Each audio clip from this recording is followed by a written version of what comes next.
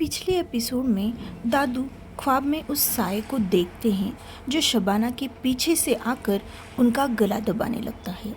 और जब दादू की नींद खुलती है तब उनके गले पर उंगलियों की निशानी होती है। अब आगे। घर पे कोई ना होकर घर के लैंडलाइन से फ़ोन आ रहा होता है, इसलिए अब्बू डर जाते हैं और डरते डरते ही फ़ोन उठाते हैं। तो साथ बात कर रहा होता है। वो उनको कहता है कि हम दोनों के मोबाइल का नेटवर्क चला गया है, इसलिए मैंने लैंडलाइन से कॉल लगाया। वो पूछता है कि आप सब लोग कहाँ हो। फिर अब्बू दादू के बारे में उसे बताते हैं। फिर साथ तय करता है कि वो साकिब के साथ अस्पताल आएगा, लेकिन अब्बू उसे रोकते हुए कहते हैं, मैं तुम्हारी अम्मी और दादी को घर पर छोड़ूंगा, उसके बाद आप दोनों को लेकर आऊँगा। साथ भी मान जाता है और फ़ोन रख देता है। अब्बू वापस अम्मी और दादी के पास आते हैं। उन्हें साद और साकिब के घर आने के बारे में बताते हैं। साद और साकिब की छुट्टियां चल रही होती हैं, इसलिए वो दोनों 3D एनिमेशन वाला कोर्स कर रहे होते हैं। उन दोनों के बारे में बताने के बाद अम्मी को उनके खाने पीने की फ़िक्र होती है, इसलिए वो अब्बू को उन्हें घर छोड़ने के लिए कहती है। फिर अब्बू भी शबाना को बोलकर अम्मी को घर छोड़कर वापस हॉस्पिटल आ जाते हैं। शबाना को कंटिन्यू शिफ्ट करनी होती है क्योंकि श्वेता नहीं होती, इसलिए शबाना अब्बू और दादी को भी घर जाने को कहती है और वहाँ दादू के ऑब्जर्वेशन के लिए एक नर्स को अपॉइंट कर देती है। अब्बू दादी को घर पर छोड़कर दरगाह के लिए निकलते हैं। पेशेंट्स को अटेंड करने के बाद शबाना को थोड़ा फ्री टाइम मिलता है। उस वक्त वो दादू के बारे में सोचने लगती है। दादू के गले पर जो निशानियाँ थी वो तो उंगलियों की ही है, लेकिन वहाँ तो अम्मी, अब्बू और दादी थे। उनके होते हुए दादू को कौन मार सकता है? शायद सीसीटीवी फुटेज से कुछ मिले, इसलिए वो सीसीटीवी फुटेज चेक करने के लिए जाती है। वहाँ जाकर वहाँ बैठे लड़के को वो अभी रिसेंट वाली रूम नंबर 31 की फुटेज को दिखाने को कहती है। वो लड़का भी शबाना को वो फुटेज दिखाने लगता है, लेकिन फुटेज में ऐसा कुछ डाउटफुल सीन नहीं दिख रहा होता है। शबाना बहुत सोचती है, लेकिन उसे कोई भी जवाब नहीं मिलता है। उसके बाद पेशेंट्स आने लगते हैं और वो बिजी हो जाती है और इस बात को भूल जाती है। उधर अब्बू दादी को घर छोड़कर वहाँ से बड़ी दरगाह में जाने लगते हैं। अब रात हो चुकी होती है। रात के 7 या 8 बज रहे होते हैं। अब्बू धीमी गति से कार चला रहे होते हैं। तभी उनके कार के साथ ही एक साया हवा में तैर रहा होता है। अब्बू की नज़र अचानक कार के साइड में हवा में तैर रहे साये पे जाती है। वो साया इतना डरावना होता है कि उसको देखकर अब्बू बहुत डर जाते हैं। अब्बू गाड़ी की रफ्तार को बढ़ा देते हैं। वो साया भी उतनी ही तेज़ी से कार के साथ चल रहा होता है।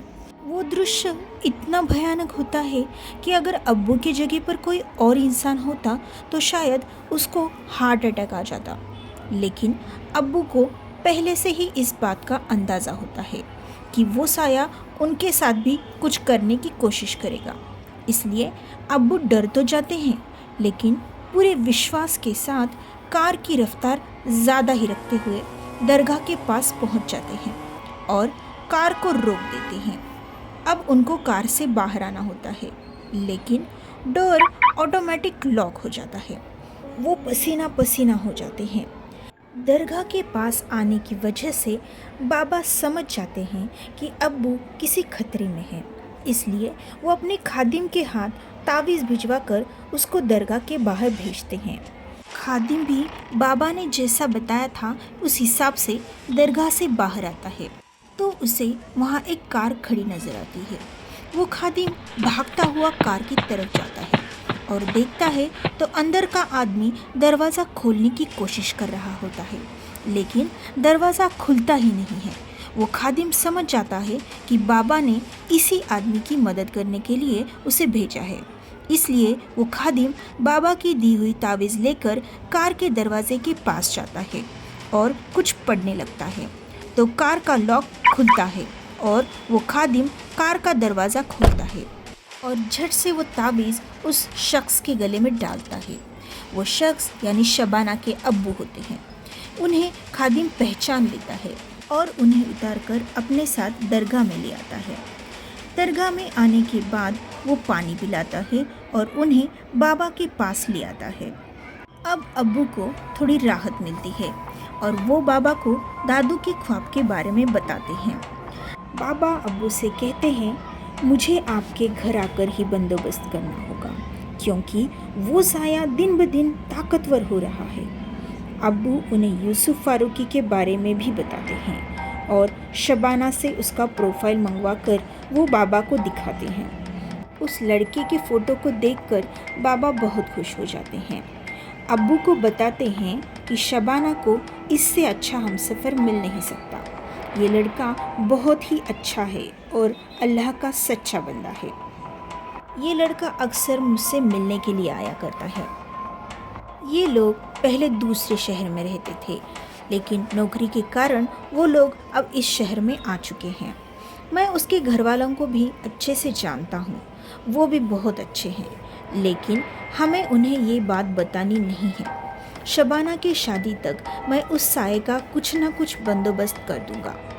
यूसुफ और उसके घर वाले वैसे भी मुझ पर बहुत भरोसा करते हैं, इसलिए मेरे कहने पर यूसुफ मेरी दी हुई तावीज़ भी पहन लेगा और एक बार शादी होने के बाद वो साया शबाना या यूसुफ का कुछ बिगाड़ नहीं पाएगा। आप लोग आपस में मिलो, बातचीत हो जाने के बाद आप सब लोग मिलकर यहाँ आ जाना। उसके बाद मैं यूसुफ और उसके घर वालों को भी तावीज़ दूंगा और उनके घर पर भी जाऊंगा। इस पर अब्बू पूछते हैं कि आप घर पर कब आओगे बाबा? उस हिसाब से ही मैं शबाना को घर पर ही रहने को कहूँगा।